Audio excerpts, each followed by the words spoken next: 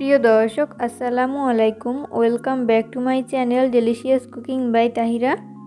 আজকে আপনাদেরকে শুধুমাত্র 1 কাপ ময়দা আর একটি ডিম দিয়ে অসম্ভব মজাদার ইউনিক একটি কেক পিঠার রেসিপি শেয়ার করব।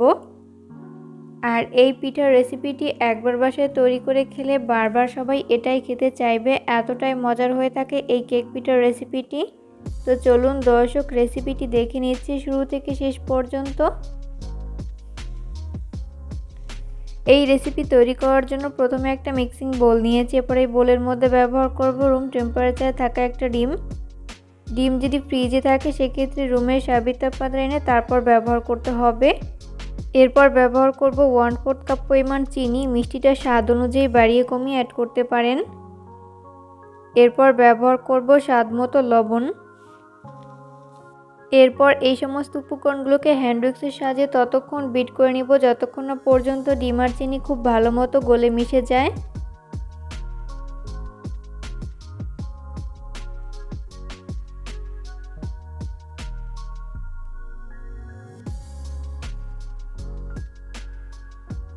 বিট করতে করতে একটা পর্যায়ে দেখা যাবে যে ডিম আর চিনি খুব ভালো মতো গলে মিশে গেছে। এই পর্যায়ে আমি এর মধ্যে ব্যবহার করব 1 টেবিল চামচ পরিমাণ সয়াবিন তেল।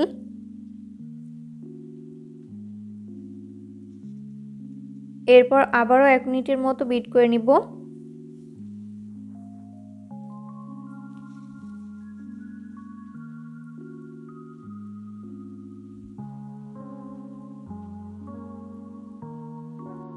তো এই পর্যায়ে বিট করে নেওয়া হয়েছে। এরপর আমি এর মধ্যে ব্যবহার করব মেজারমেন্ট কাপের 1 কাপ পরিমাণ ময়দা। চাইলে ময়দার পরিবর্তে আটাও ব্যবহার করতে পারেন। এরপর ব্যবহার করব 1/2 চামচ পরিমাণ বেকিং পাউডার। এখানে অবশ্যই বেকিং পাউডার ব্যবহার করতে হবে, বেকিং সোডা ব্যবহার করা যাবে না। এরপর এই উপকরণগুলোকে হাতের সাহায্যে খুব ভালো করে মিশিয়ে নিব।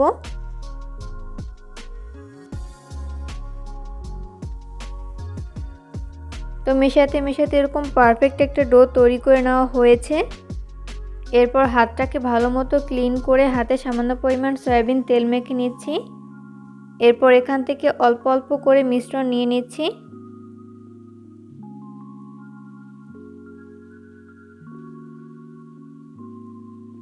প্রথমে হাত দিয়ে এইভাবে গোলাকার শেপ দিয়ে নিচ্ছি।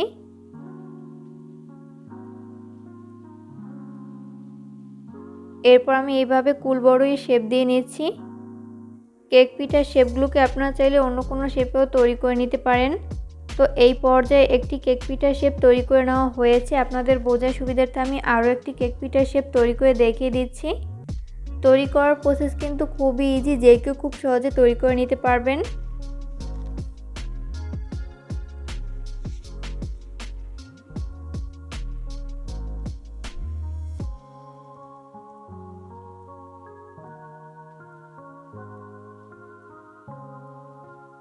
তো সেমভাবে আমি বাকিগুলোকেও তৈরি করে নিব। এরপরে কেক পিঠাগুলোকে ফ্রাই করে নিব, ওই জন্য চুলে একটা ফ্রাই প্যান বসিয়ে দিয়েছি।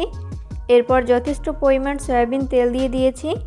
তেল যখন মিডিয়াম আঁচে গরম হবে ওই পর্যায়ে আমি একটি একটি করে কেক পিঠার শেপ দিয়ে দিচ্ছি।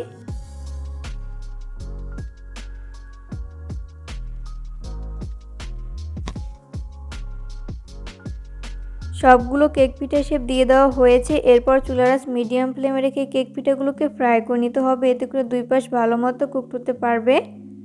2 মিনিট পর যখন এক পাশ ভালো মতো ফ্রাই করে নেওয়া হবে ওই পর্যায়ে আমি উল্টে দিব অপর পাশটি ফ্রাই করে নেওয়ার জন্য।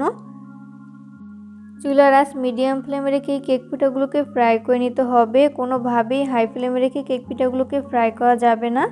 সেই ক্ষেত্রে উপর থেকে খুব দ্রুত কালার চলে আসবে, তবে ভেতরটা ভালো মতো কুকড হবে না, তাই লো আঁচে ভেজে নিতে হবে।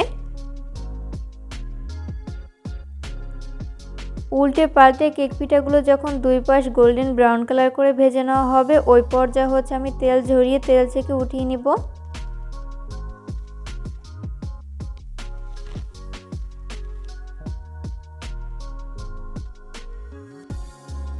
এরপর এগুলোকে আমি একটা প্লেটে তুলে নিয়েছি। চেষ্টা করেছি রেসিপিটি সহজভাবে শেয়ার করতে, আশা করছি বরাবরের মতো আমার আজকের রেসিপিটি আপনাদের কাছে সহজ এবং ভালো লেগেছে। রেসিপি ফলো করে অবশ্যই বাসায় ট্রাই করবেন, দেখবেন পরিবারের সবাই অনেক বেশি পছন্দ করবে আর অনেক মজা করে খাবে। ভিডিও ভালো লাগলে অবশ্যই ফ্রেন্ডস অ্যান্ড ফ্যামিলিদের মাঝে শেয়ার করবেন। তো আমি একটা কেক পিঠ আপনাদেরকে ভেঙে শেয়ার করছি, যেটা কতটা পারফেক্ট হয়েছে, বাসায় ট্রাই না করলে বুঝতেই পারবেন না। তুলোর মতো নরম তুলতুলে এই কেক পিঠার রেসিপিটি যাকে বানিয়ে খাওয়াবেন সে আপনার প্রশংসা করবে। পরবর্তী ভিডিও দেখার আমন্ত্রণ জানিয়ে আজকের মতো এখানেই বিদায় নিচ্ছি। সবাই অনেক বেশি ভালো থাকবেন। আল্লাহ হাফেজ।